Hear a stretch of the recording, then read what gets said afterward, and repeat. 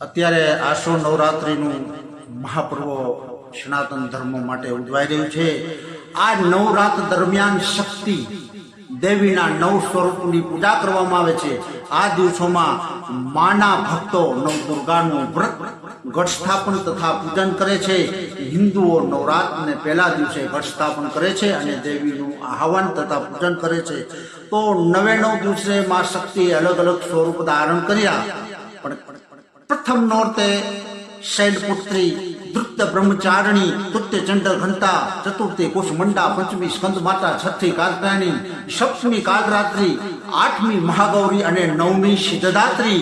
આમ 99 નોરતામાં નવ સ્વરૂપ માએ શક્તિના ધારણ કરી અને અસુરોનો પરાજય કર્યો અને શક્તિનું સ્થાપન કર્યું, સત્યનું સ્થાપન કર્યું। તો સર્વ માય ભક્તોને જેમ બને તેમ મા અંબા તેમ નવદુર્ગાની ભક્તિ કરી અને સનાતન ધર્મને ઉજ્જવળ કરી પ્રાચીન ગરબી ઉપર આવો। અર્વાચીન ગરબીની અંદર તો ડિસ્કો દાંડિયા આ માનું સ્વરૂપ કહેવાય। આ માને ભજવા માટેના આ ગરબા છે। પ્રાચીન ગરબા તમે જોવો, માની આરાધના કરો। માં જગદંબાનું આ પર્વ છે, આપને સુખી સંપન્ન બનાવશે।